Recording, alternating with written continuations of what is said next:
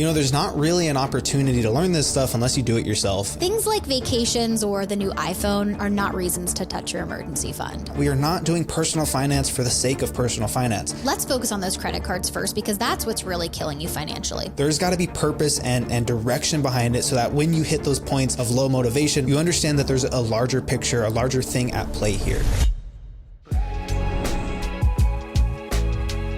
Welcome to Just Another Money podcast with your hosts, Lauren and Nick. We're here to take real-world money situations and break them down into actionable steps you can actually use. Whether you're budgeting, paying off debt, or saving for your future, we're all about making finances easy to understand and putting you in control of your money.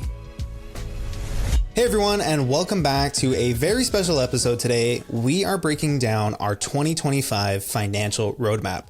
From how to prioritize paying off your debts to investing for retirement, we are going to cover what we believe are the next best steps to take with your money. Now, we are going to cover each step in detail, but just to give you a quick overview, these are the 8 steps that Lauren and I use when we are coaching someone with their money. Lauren, do you want to cover what the 8 steps of the financial roadmap are? Yep. So step 1 is getting clear on your finances. That means understanding your income, your debts, and all of your monthly expenses. Step 2 is building up a starter emergency fund of 1 month of expenses. Step 3, invest up to your employer match if applicable. Step 4, make a plan to pay off high interest debt early. Step 5, build a fully funded emergency fund of 3 to 6 months of expenses. Step 6, start investing for retirement. Step 7, make a plan to pay off low interest debt early. And step 8, start incorporating other financial goals. Awesome. Yeah. And just real quick, steps 1 through 4 are done in order, while steps 5 through 8 are worked at the same time. Now, before we get into all the details of each of these steps, we thought it'd be fun to share where we are each at on our own financial journeys. So Lauren, where are things at with you and your husband? Yeah, so this answer is actually much different than it would have been 6 years ago. But right now we're currently on step 8. So we just recently sold our home and we moved over to the Chicago area. So we're currently renting. So we are 100% debt free. Of course, when we buy another house, we will have a mortgage at that point. But yeah, we're in step 8 at this point. What about you guys? Nice.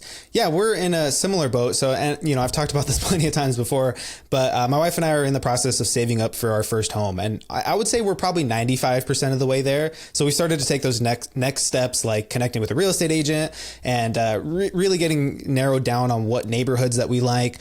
But yeah, that also puts us at step 8. So we're debt free. We've built up an emergency fund and we started investing for retirement. And so really the next thing was to incorporate another financial goal. And for us, that was buying our first home. But yeah, that's a little about where we are at. But why don't we jump into the question of the day? Yeah. So this question, which we're going to cover all of the steps with the same question. This question says, starting from 0. So for most of my life, I've gotten the short end of the stick. I am financially illiterate. I have nothing, no car, no home. My only saving grace is that I got lucky enough to find a full-time job at a gas station not too far from an apartment that I share with my fiance. I'm not interested in get rich quick stuff. Most of that is garbage anyway. I'm interested in making something grow out of this opportunity. I want to make money and stop living hand to mouth. How do I do it? There's so much information out there and I don't know where to begin. My goal is to not become fabulously rich, just something to gain financial security and stability moving forward. Where do I start? Yeah, that's a great question. And, I feel like a lot of people start here because unless there was someone in your life to teach you about managing your finances and your money early on, there's not really an opportunity to learn this stuff unless you do it yourself. And, for everyone listening, that's why Lauren and I wanted to make this episode is to really share what we think are the next best steps to take, regardless of where you're starting from or what your specific financial situation looks like. So we're going to outline what each of these 8 steps are, but just as a quick note, we wanted to be clear that this isn't meant to be a one size fits all approach. We recognize there's a lot of nuance of personal finance and a lot of it is going to depend on your income, your goals, even your age. And so while we look at this as a really great starting point, just know that the next thing that you should be doing specific to you is going to depend on all of those other factors. But why don't we jump into step 1, which is to get clear on your finances. And so really that means understanding your income, your debts, and all of your monthly expenses. And, we almost like to look at this as like a pre-step before getting into the rest of the plan, because we want to make sure that we're not getting ahead of ourselves and we have all the information we need to really lay out a solid plan moving forward. And so the first part of this is to really understand what your income looks like on a monthly basis. And so a few questions that are really good to ask yourself: does it fluctuate month to month? And if you're someone who's paid hourly, do you have a consistent schedule, meaning that you have a consistent paycheck coming in? And when are you getting paid throughout the month? If we are going to be assigning a job to every single dollar of your income, we have to get really clear on what your income looks like and what are all the specifics about it. Now, if you're someone who's in debt, then gathering all those details around your debt is going to be really important for us to develop a solid plan to get out of debt. And so again, a few really good questions you can ask yourself are: what is the current balance and interest rates on your debts? What are the minimum monthly payments and their due dates? Are you behind on any of those payments? And again, we just got to gain some clarity before we can lay out a plan to move forward. And the last part of this is really understanding your monthly expenses. So, a huge part of not only our plan, but just finding success with your finances in general is going to be knowing how to budget effectively. And to do that, you really have to have a good understanding of what all of your monthly expenses are. That way, when we want to find room in your budget and with your income to start paying off debt, to build up an emergency fund, and even to invest, we know where we can look at inside of your monthly budget. But that wraps up step number 1. Lauren, do you want to jump into step 2? Yep. So step 2 is build up a starter emergency fund. So, your starter emergency fund is really a safety net for life happening. It protects you from unexpected expenses without having to rely on debt and credit cards. It gives you the confidence to handle financial hiccups without derailing your entire budget. So the starter emergency fund should cover 1 month of living expenses. So that means whatever it takes for your household to run for 1 month. So you'll want to include food, utilities, housing, transportation, minimum debt payments, and any other necessary expenses. So if you add up all of those items in your monthly budget and it's $2,500 per month, then your starter emergency fund will be $2,500. Once you get further along through the steps, you'll add on to this to create your fully funded emergency fund, but we will touch more on that later. So where should you keep your starter emergency fund? So this is a pot of money that we want to have easily accessible in case of emergency. So we want to keep this in a savings account. A perfect place to keep this is a high yield savings account that you can access in case of emergency. Now, what are we talking about when we're mentioning emergencies? So this is only meant for true emergencies. So things as like a car or a home repair, unexpected bills, a medical bill that pops up, things like vacations or the new iPhone are not reasons to touch your emergency fund. So this step should be done as quickly as possible so that you can move on. Sell things, pick up a part-time job, whatever you need to do to get this funded. Now, Lauren, you mentioned that a starter emergency fund should cover a month of living expenses, but why doesn't that also cover things like eating out or entertainment or even like subscriptions? Yeah, so I don't typically include discretionary spending in the emergency fund because when you're in a true financial emergency, such as job loss or any other unexpected emergency that pops up, the non-essentials can be cut out or reduced during that time. So for example, if you lose your job and you have no income coming in, you will be focused on paying your essential bills and necessities, and you won't be eating out or going to Target and things like that. So that's why we don't include that in your emergency fund. All right, so that wraps up step 2. Nick, do you want to move on to step 3? Yeah, absolutely. So step 3 is to invest up to your employer match if applicable. Now, look, we know that not every job is going to offer an employer match. And even then, not every job is going to have a 401k or a retirement option. But if you do have that available to you, we really want to make sure that you're taking advantage of that as early as possible. This is literally free money, and in some cases can even be as high as a 100% return on investment. And that's before compounding interest has worked its magic. And so that's why we really want to prioritize taking advantage of an employer match if you have that applicable to you. But one quick note is that, like we said, some of these steps are done in order. Some are worked on at the same time. Step 3 does not start until you have finished step 2. Building up that starter emergency fund is really the priority here. You want to make sure you do that first before jumping into investing for retirement. Then once you are in step 3, we are only going up to whatever that match is, if that's applicable to you.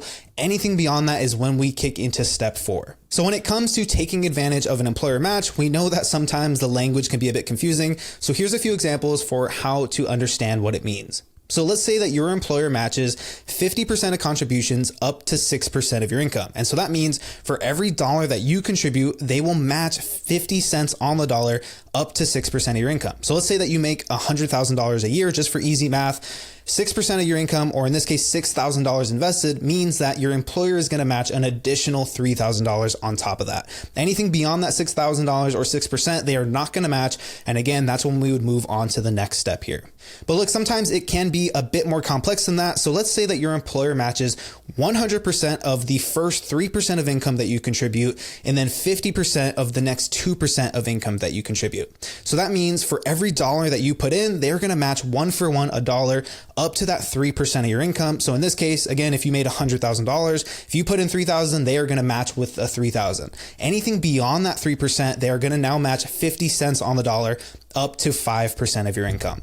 But look, if that sounds confusing to you, just remember that employer matches work by matching a percentage of your contributions. Sometimes it's 50%, sometimes it's 100%, up to a certain limit of your income. Now, another important note that we wanted to make, because a lot of people do get this wrong, is that contributing to your 401k, it does not always necessarily mean it is automatically being invested in something. Now, in most cases, when you sign up for your 401k, it's going to have a default option selected. And so that means when you're putting money in, you're contributing, it's going to go into that default selection. Two quick things though. One, make sure that you actually have some options selected. You want to make sure that money is being invested, not just sitting inside of a money market fund or as cash. And then two, make sure that that option that is selected is appropriate for you. It's really your responsibility to make sure that it is being invested in something and that you have the right options selected for you. Nick, so question for you. Can you walk people through how they know which investment option to pick? Yeah, that's a good question. So, most of the times inside of your 401k, they're going to have a few different options, and really they're going to just be based around your risk tolerance. So you're going to have some options that are higher risk, potentially higher reward. You're going to have options that are lower risk, potentially lower rewards, maybe even a few options in between there. And really two things that you should consider when you're picking the option for you is one, that risk tolerance, like we talked about. If you have a higher risk tolerance, maybe lean towards that higher risk option. Lower risk tolerance, go to that lower risk option. But the second thing you want to look at is what is your age, or rather how many years do you have until you hit retirement age? Generally, the younger you are, you can afford to take on a little bit more risk. And then the older you are, you want to be a little bit more conservative. You want to lean towards those lower risk options. You don't want to see as much swing in your account balance day to day once you start drawing from that. But that's how I would say is to really just look at what are those two factors. What is my risk tolerance, and how long do I have until I hit that retirement age? But that wraps up step 3. Lauren, do you want to jump into step 4?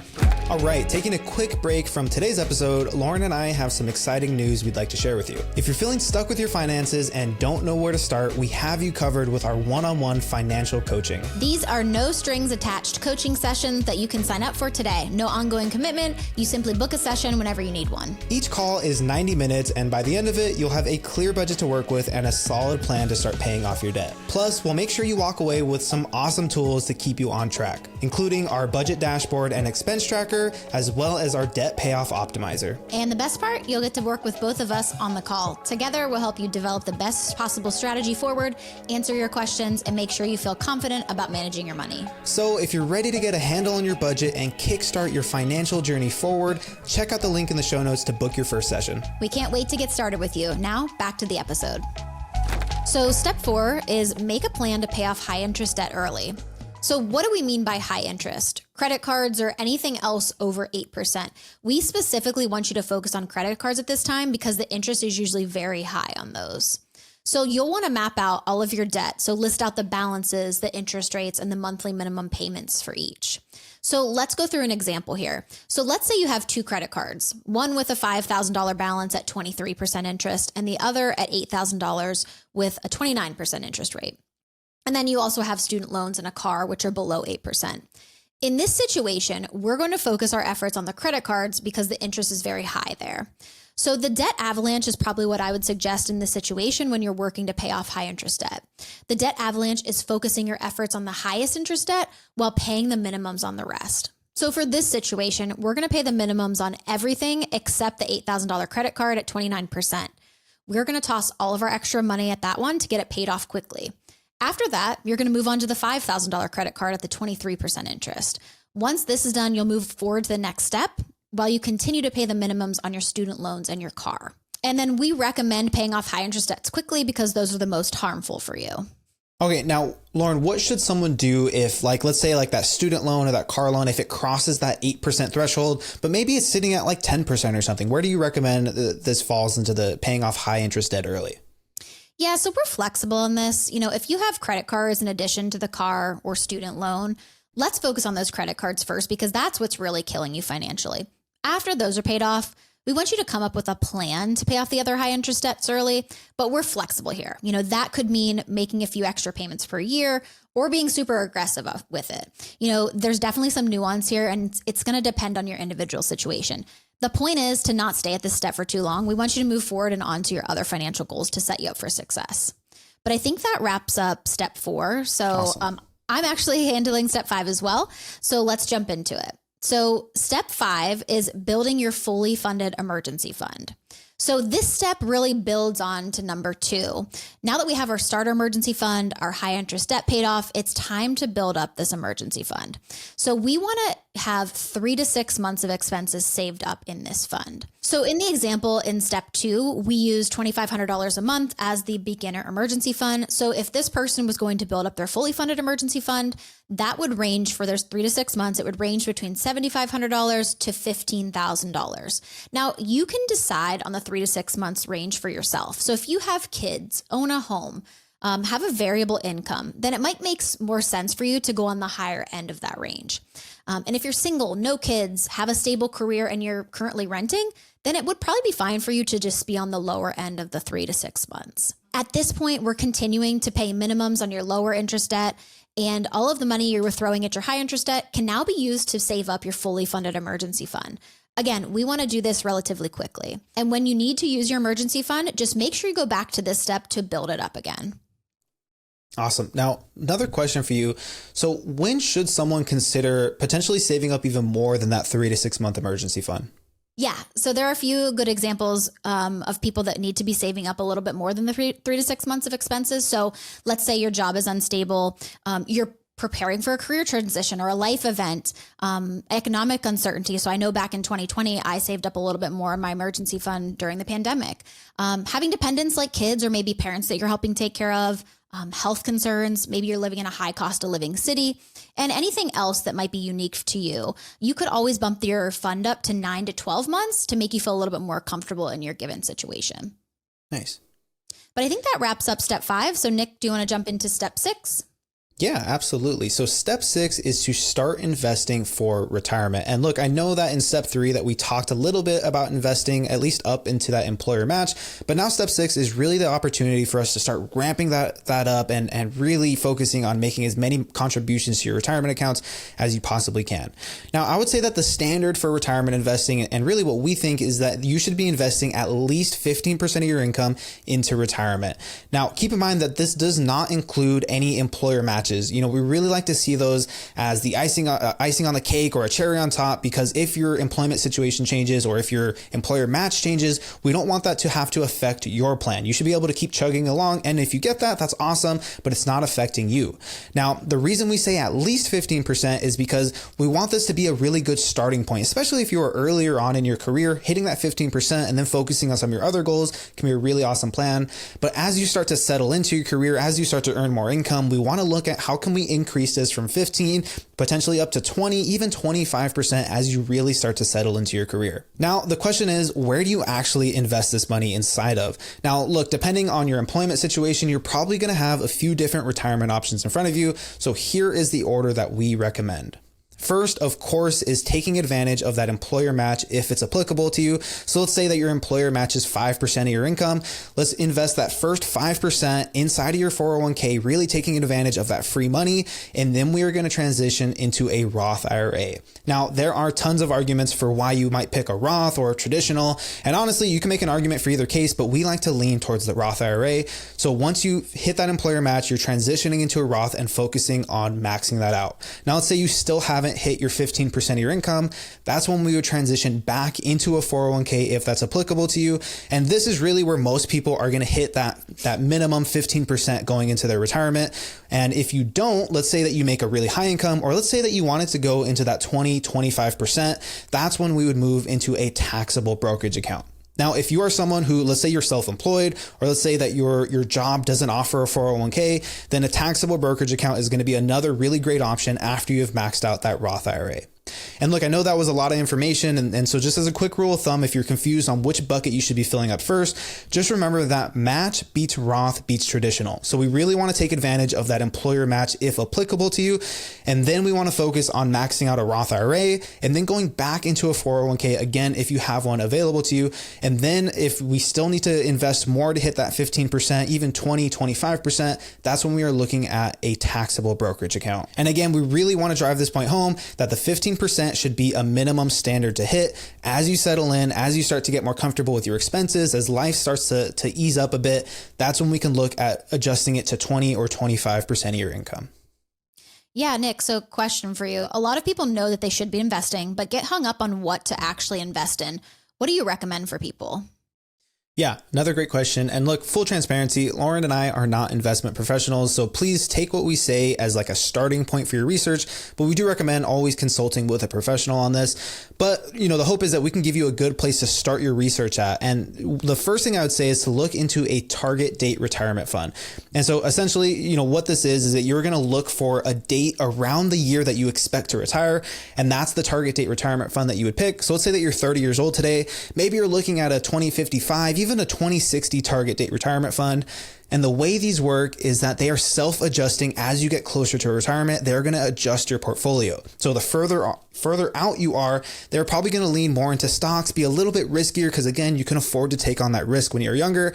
As you get closer, they're going to maybe move into bonds and some cash reserves. So that way your investment portfolio is not having these huge swings as you get closer to retirement age. They're really honestly just like a great place to start as like a set it and forget it type of fund. You just invest. You don't have to worry. It's going to self-adjust as you go.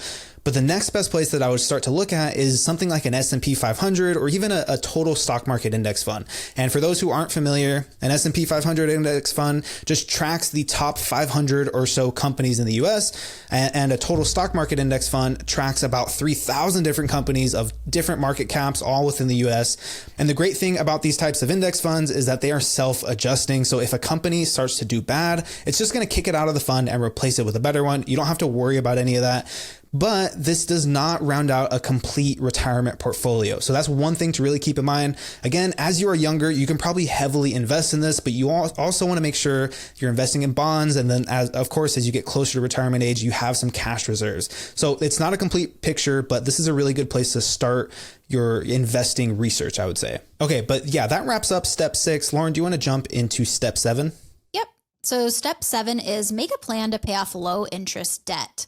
So, after you've paid off your high interest debts, such as the credit cards, you've built up your emergency fund and you started to invest for retirement. Now it's time to circle back and tackle the lower interest debts that you have.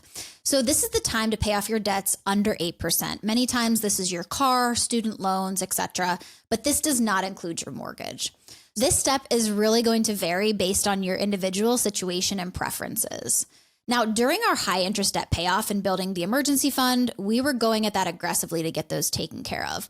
This step is less aggressive. We want you to plan out how you're going to attack your debt early so that you don't have your student loans hanging around for the next 10 to 20 years. But it's not a race unless you want it to be. Now, because you have that emergency fund set up, you won't be disrupted in your debt payoff plan if a bump in the road occurs. Likely for the lower interest debt, you'll want to tackle this with the debt snowball method, paying the minimums on everything but the lowest balance debt. On that smallest debt, focus your efforts to get that one paid off quickly. You'll then roll the money that you were using for that debt into the next one until all of it's paid off. So let's say there's an example where you have like a 2% debt that you're not super worried about. Again, this is customizable based on your situation. So say you have a 2% debt that you just prefer to pay the minimums on forever while you pay off your other debts early, using the debt snowball method. That's fine too. Again, this is going to depend on your individual goals and preferences, but the goal here is to just have a plan. There are tools out there that will allow you to calculate the payoff dates for your debts based on the extra money that you throw towards it. So play around with those numbers to see what works best for you. But I truly think that once you start working on your finances, it's hard not to want to pay off your debts early. Yeah, that's a really great point. Now, question for you is what factors would play into determining how fast you should pay off those lower interest debts? Yeah, so I think age is a big factor. Maybe you want to start investing more aggressively if you're older rather than paying off your debt. Your personal thoughts and beliefs around debt. If debt stresses you out, you may just want to pay it off sooner rather than later. Or, strategic reasons. If you have very low interest debt, like I mentioned, between like 1% and 2%, you may see it more valuable to be putting that money into the market rather than paying off the debt early. So yeah, that's a great point. And, honestly, like this is the part where your personal goals are going to affect what the plan is. If wiping that debt out that's hanging over your head, if that is going to alleviate a ton of stress, then you adjust the plan to pay off that debt. But if you're like, hey, I'm cool with making the minimums, that's when I think it's okay to move on to the next step and you have a plan in place. That's really what the point of this is. But why don't we jump into step 8, which is to start incorporating other financial goals. And now look, this step is really meant to be open-ended, but it's also meant to give your finances some purpose and some direction. And once you're at step 8, that means you have finished 7 other steps that have helped you build up a solid financial foundation. And for most people, that's going to mean that you don't have any more debt, you've built up a solid emergency fund, and you've started investing for retirement. So now is really the time to start putting your money towards things that matter to you, towards really enjoying the money that you've worked hard to earn. And so for a lot of people, that could mean buying your first home or even your second home, or funding your kids' education, or even helping out a family member. Maybe it could mean planning a vacation or really anything else that's important to you. But the point is that we are not doing personal finance for the sake of personal finance. There's got to be purpose and direction behind it so that when you hit those points of low motivation, low drive, you understand that there's a larger picture, a larger thing at play here. Now, look, I'll be honest, depending on where you're starting from, it could take you a few years to get here. If you're starting from, kind of in the negative, you're in debt, you don't really have any savings, it's going to take you a few years to work back to zero. And then it's going to take you a few years beyond that to build up the solid foundation.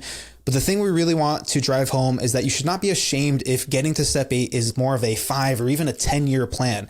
The point of this is that you are working a plan and you are building up your confidence with managing your money. That's really the most important part here. And while this is the step where you should really start enjoying your money, that's not to say that you shouldn't be enjoying life before that. It's not like we're telling you to kind of hide in your bat cave all the way up until step 8 and you're just grinding it out. Like that's really not it. It just means that earlier in this journey, if maybe you're in the earlier steps, having fun, doing those things is going to look a little different. Maybe it's on a budget. And then as you start to progress, maybe you've paid off that higher interest debt. You can afford to start taking vacations because you have a solid plan in place. And then now you've hit step 8 and now you can start incorporating those other financial goals that were more so dreams. Now they can be things that you are incorporating into your journey. You're starting to save up for. But look, at the end of the day, it is your life and you got to do what's right for you. And that means incorporating what your goals are. And that's why at the beginning of this episode, we said that this is not meant to be a one size fits all. I mean, even in step 7, when we were talking about paying off those student loans early or that car loan early, if it's under 8%, again, it's really going to depend on what are your goals. If getting debt free is important to you, cool, let's prioritize that. This isn't meant to say, hey, you need to strictly follow this plan. This is really just a starting point to start to craft out your financial journey. And when Lauren and I use this when we're coaching someone, like it really is ever followed to a T. Again, we are going to assess what are your goals? What is your income? How old are you? Like what are the other factors in your financial journey that are going to play a role in determining what the plan is moving forward? Okay, that wraps up this episode of Just Another Money Podcast, where we covered our 2025 financial roadmap. Now, look, if you thought that this was helpful, if you feel like you're going to be able to start implementing this in next year, just one simple ask is that you share this with a friend. That's really going to be the best way that you can help us grow. Yeah. And if you want to have your money question answered on the show, you can visit our website, justanothermoneypodcast.com, and click the submit a question button. And don't forget to join us for another episode of Just Another Money Podcast.